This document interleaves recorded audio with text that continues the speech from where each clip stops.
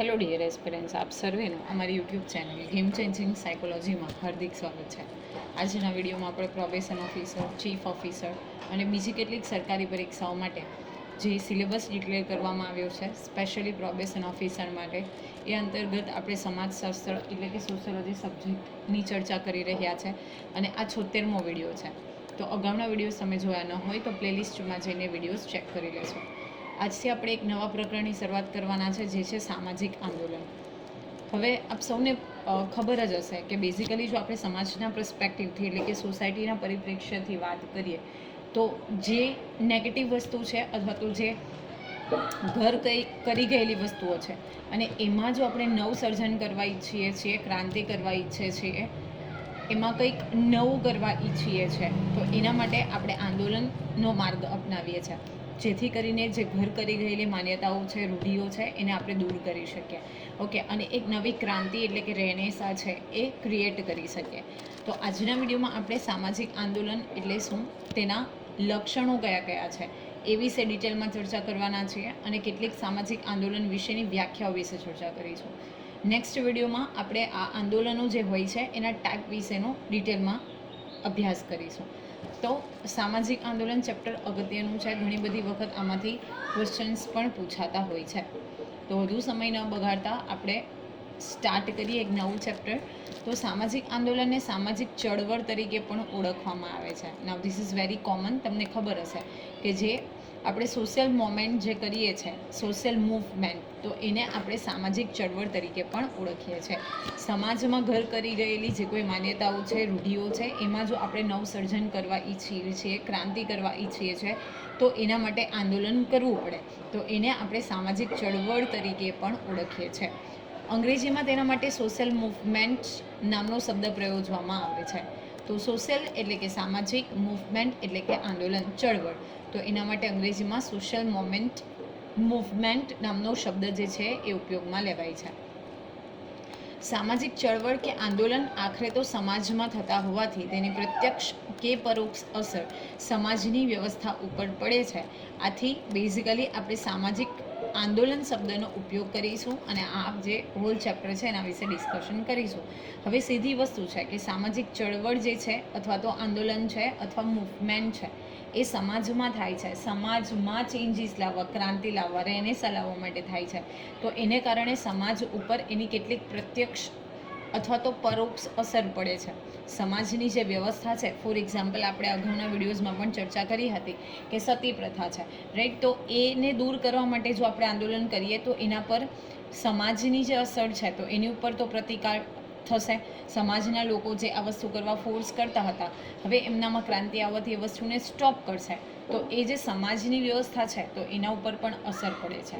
Okay, તો basically અહીંયાથી તમારે simple, this is very common paragraph કે સામાજિક આંદોલનને સામાજિક ચળવળ તરીકે ઓળખવામાં આવે છે અને ઇંગ્લિશમાં એના માટે સોશિયલ મૂવમેન્ટ નામનો શબ્દ છે. અને સામાજિક આંદોલનની જો આપણે વાત કરીએ તો તેની પ્રત્યક્ષ અથવા તો પરોક્ષ અસર જે છે એ સમાજની વ્યવસ્થા ઉપર એટલે કે જે સોશિયલ મેનેજમેન્ટ છે, વ્યવસ્થા છે, એની ઉપર પડે છે. સામાજિક આંદોલન શબ્દ 19મી સદીમાં પહેલવેલો વપરાવા લાગ્યો તે સમયે આ શબ્દ અમુક ચોક્કસ અર્થમાં વપરાતો હતો. ઓકે, તો આ અગત્યનું છે કે સૌપ્રથમ સામાજિક આંદોલન શબ્દનું પ્રયોજન ક્યારે થયું, તો 19મી સદીમાં સૌપ્રથમ આ સામાજિક આંદોલન શબ્દ છે એ પહેલવેલો વપરાયો એટલે કે એનું પ્રયોજન થયું. અને ત્યારે એટલે કે 19મી સદીમાં જ્યારે આ શબ્દ વપરાયો તો એનો એક ચોક્કસ અર્થ હતો. ઓકે, એક લિમિટેશન તરીકે ચોક્કસ અર્થમાં આ શબ્દનું પ્રયોજન થતું હતું.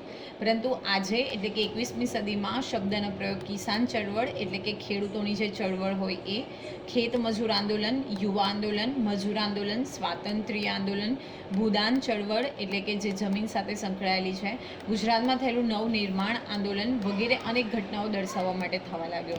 તો 19મી સદીમાં જ્યારે આ શબ્દનું પ્રયોજન થતું હતું ત્યારે એનો બેઝિક હેતુ જે હતો એકદમ લિમિટેડ હતો.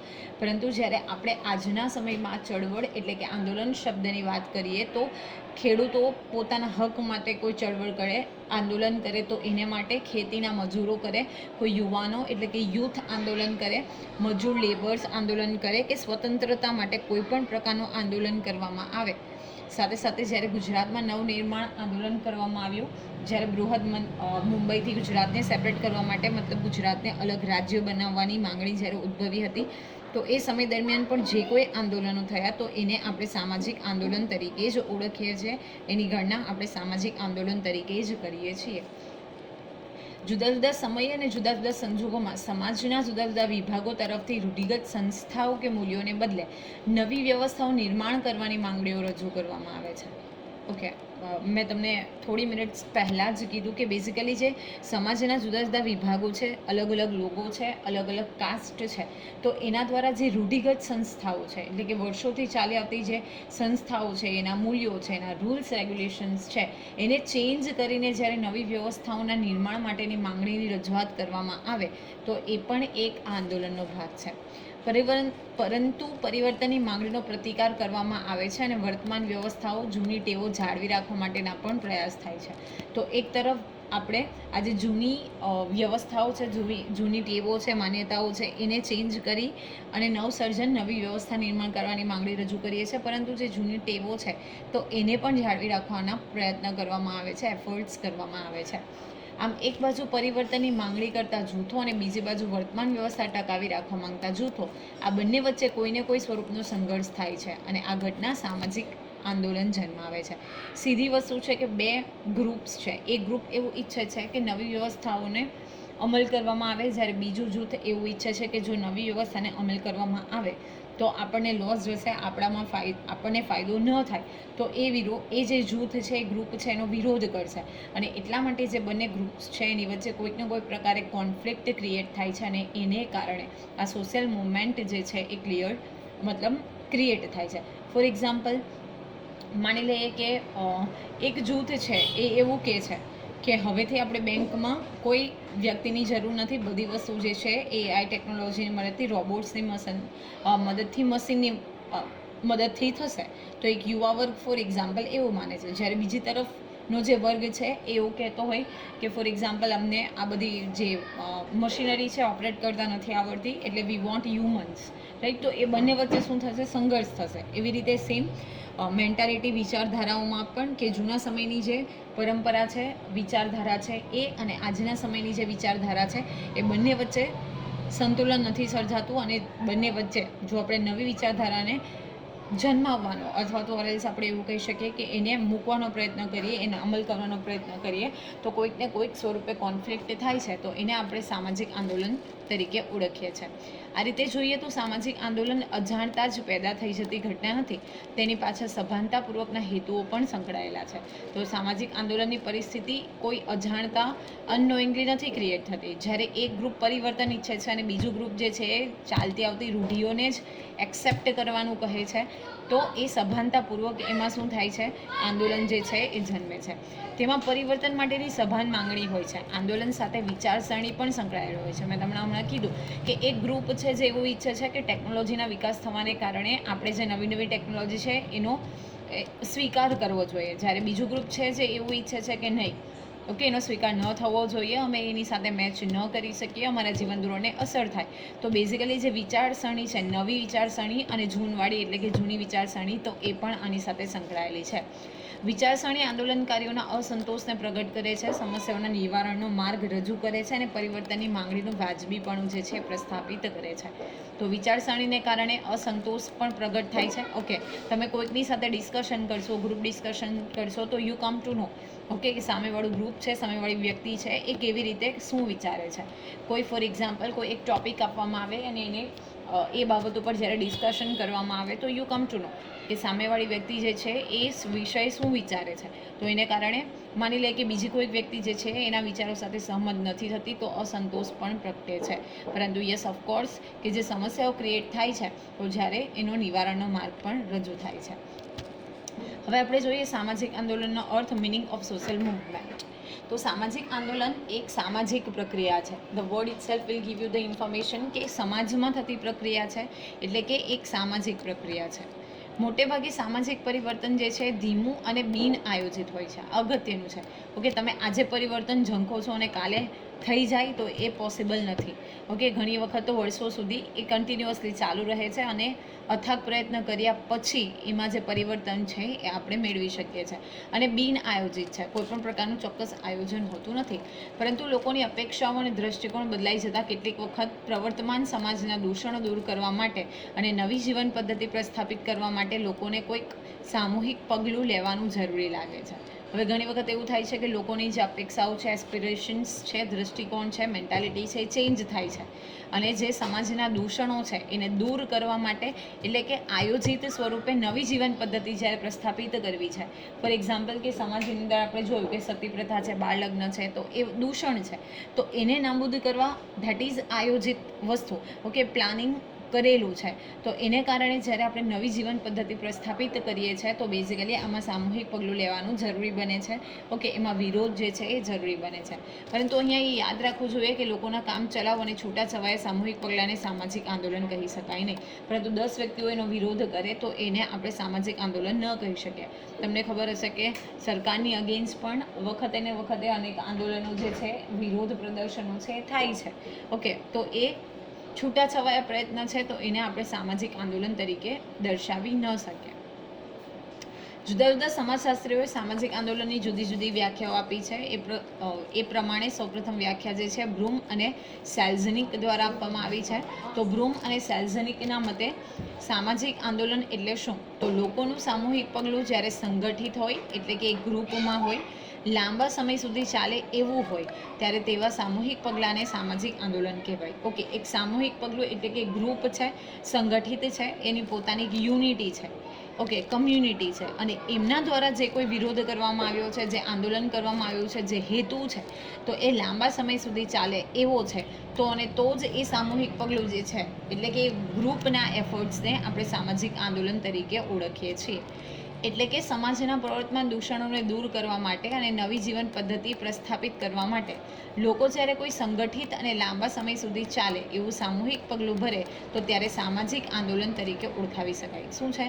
જે પ્રવર્તમાન દૂષણો છે, ઓકે, સમાજમાં જે પ્રવર્તતા દૂષણો છે એને દૂર કરવા અને નવી જીવન પદ્ધતિ પ્રસ્થાપિત કરવા માટે લોકો જ્યારે સંગઠિત થાય, ઓકે, સમાજના જે જૂની રૂઢિગત પરંપરાઓ છે એને દૂર કરવા માટે એક કમ્યુનિટી અથવા લોકો ભેગા થાય કે અમારે આ સિસ્ટમ જે છે એ યોગ્ય નથી, એને રિમૂવ કરવી છે, તો એને શું કહી શકાય? અને એ લાંબા સમય સુધી ચાલે અને એક સામાજિક પગલું છે, સામૂહિક પગલું છે, તો ઇન ધેટ કેસ આપણે એને સોશિયલ મૂવમેન્ટ તરીકે ઓળખી શકીએ. નેક્સ્ટ છે નિસ્બેત દ્વારા વ્યાખ્યા આપવામાં આવેલી છે. તો નિસ્બેતના અકોર્ડિંગ સામાજિક ચળવળને ચોક્કસ ધ્યેય હોય છે. ઓકે, એક ચોક્કસ ધ્યેય છે. ફોર એક્ઝામ્પલ, જે જૂની વ્યવસ્થા છે તો એને કાઢવી, તો એ ચોક્કસ ધ્યેય છે. આ ધ્યેયને તે સામાજિક માળખામાં પરિવર્તન લાવવાનું છે અને જે ધ્યેય છે તો એ ધ્યેયના સહારે જે માળખું છે, જે સ્ટ્રક્ચર છે, એમાં પરિવર્તન લાવવું એટલે કે સામાજિક ચળવળ. આ જે વ્યાખ્યા છે એ નિસ્બેત દ્વારા આપવામાં આવી છે. હવે આપણે સામાજિક આંદોલનના કેટલા લક્ષણો જોઈએ. તો કેરેક્ટરિસ્ટિક્સ ઓફ સોશિયલ મૂવમેન્ટ. તો સૌપ્રથમ સામાજિક આંદોલન એટલે કે આંદોલન એ સામાજિક અને લાંબા ગાળાની પ્રક્રિયા છે. હમણાં જ આપણે ડિસ્કશન કરી કે સામાજિક પ્રક્રિયા છે અને સાથે સાથે આ ખૂબ જરૂરી છે કે લાંબા ગાળાની. 1-2 દિવસ તમે વિરોધ કરો તો એને આપણે આંદોલન તરીકે ઓળખી ન શકીએ, તો લાંબા ગાળા સુધી ચાલતી પ્રક્રિયા છે. સામૂહિક આંદોલન જે છે એ સામૂહિકતા ધરાવે છે, એટલે કે એક ગ્રુપ હોય છે, ઓકે, એક જૂથ હોય છે, તો એમાં સમૂહમાં લોકો ભેગા થાય છે, તો એ સામૂહિકતા ધરાવે છે. નેક્સ્ટ, કોઈ પણ આંદોલન એ ધ્યેયલક્ષી છે. તો અહીંયા કીવર્ડ છે ધ્યેયલક્ષી. હવે શા માટે તમે આંદોલન કરો છો? તો એની પાછળનો મોટિવ શું છે, એની પાછળનો ગોલ શું છે, એની પાછળનો ધ્યેય શું છે, તો એ ચોક્કસ હોય છે મોટિવ, ધ્યેય. તો એને દૂર કરવા માટે આપણે જ્યારે આંદોલન કરીએ છીએ, તો એટલા માટે અહીં કીધું છે કે ધ્યેયલક્ષી છે. ઓકે, ખાલી ઈચ્છા થઈ ગઈ, શોખ થઈ ગઈ કે ટાઈમપાસ કરવા માટે કોઈ પ્રકારના આંદોલન થતા નથી. જ્યારે ચોક્કસ ધ્યેય છે કે સરકારનો વિરોધ કરવો, કે સરકારે બનાવેલા કોઈ કાયદાનો વિરોધ કરવો, તો એ તમારો ધ્યેય છે. તો જ્યારે કોઈ પણ આંદોલન કરવામાં આવે તો એ ધ્યેયલક્ષી હોય છે. સામાન્ય રીતે મોટાભાગના આંદોલન ચોક્કસ પ્રકારની વિચારસરણીથી પ્રેરિત હોય છે. ઓકે, એક પ્રકારની ચોક્કસ વિચારસરણી છે. ફોર એક્ઝામ્પલ, તમે ફ્યુચરમાં પણ પાસ્ટમાં જોયું હશે કે રૈયતવાળી સિસ્ટમ છે, મહાલવાળી સિસ્ટમ છે, કાયમી જમાબંધી સિસ્ટમ છે, તો એ જે હતી એ બ્રિટિશરોની વિચારસરણીથી પ્રેરિત હતી. તો એને ઓપોઝ કરવા માટે મહાત્મા ગાંધી એક અહિંસાનું આંદોલન ચલાવે છે, ઓકે, સત્યાગ્રહ કરે છે. તો એક ચોક્કસ પ્રકારની વિચારસરણી છે કે આપણે અહિંસા અને સત્યાગ્રહના માર્ગે ચાલવાનું છે, તો એ એક વિચારસરણી થી પ્રેરિત હોય છે. આંદોલન ક્રિયા તરફની અભિમુખતા ધરાવે છે. ઓકે, એમાં તમારે એક્શન મોડ હોય છે, તો ક્રિયા તરફની અભિમુખતા છે.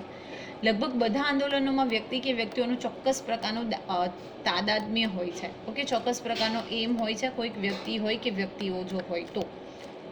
પ્રત્યેક આંદોલનમાં પોતાની માંગણીઓને રજૂ કરવાની ચોક્કસ પદ્ધતિ હોય છે અને એને માટે અનેક પ્રકારની રીતોનો ઉપયોગ કરવામાં આવે છે. હવે આ પણ અગત્યનું છે કે આપણી જે માંગણીઓ છે તો એને રજૂ કરવાની પણ ચોક્કસ પદ્ધતિ છે. તમે લેખિત રીતે રજૂ કરી શકો, મૌખિક રીતે રજૂ કરી શકો, આવેદનપત્ર આપીને રજૂ કરી શકો, પ્લસ આજના સમયમાં તો સોશિયલ મીડિયા ટ્રેન્ડિંગમાં છે તો ટ્વીટ કરીને કરી શકાય. ઓકે, સોશિયલ મીડિયામાં અલગ અલગ પ્રકારના જે હેશટેગનો ઉપયોગ કરીને કરી શકાય, પ્લસ એક સરખા જે ડેસ્કટોપ પિક્ચર છે એ રાખીને વિરોધ કરી શકાય. તો માંગણીઓને રજૂ કરવાની પણ ચોક્કસ પદ્ધતિ હોય છે. આંદોલન સ્વરૂપે કરી શકાય, સરકારી ઓફિસની બહાર જઈને કરી શકાય, રાઈટ. તો અલગ અલગ પ્રકારની ચોક્કસ પદ્ધતિ છે. પ્રત્યેક આંદોલન બદલાવ અને સાતત્યની લાક્ષણિકતા ધરાવે છે. હવે કોઈ પણ આંદોલન છે તો એ બદલાવ, ચેન્જીસ અને સાથે સાથે જે સાતત્ય છે તો એની લાક્ષણિકતા ધરાવે છે. કારણ કે આપણે જોયું કે ચોક્કસ જે આંદોલન છે એ ધ્યેયલક્ષી છે. અમુક ધ્યેયને હાંસલ કરવા માટે જે જૂની મેથડ્સ છે એને ચેન્જ કરવા માટે અને નવી વસ્તુને એસ્ટાબ્લિશ કરવા માટે કરવામાં આવે છે. તો એ આંદોલન જે છે એ ચોક્કસ બદલાવની પણ લાક્ષણિકતા ધરાવે છે.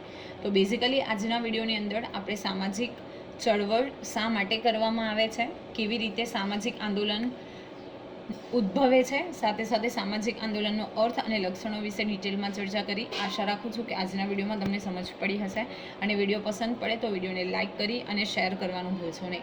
અને આવા જ વધુ વિડીયોની અપડેટ્સ મેળવવા માટે even you can subscribe our YouTube channel game changing psychology. Thank you for watching the video. Have a nice day.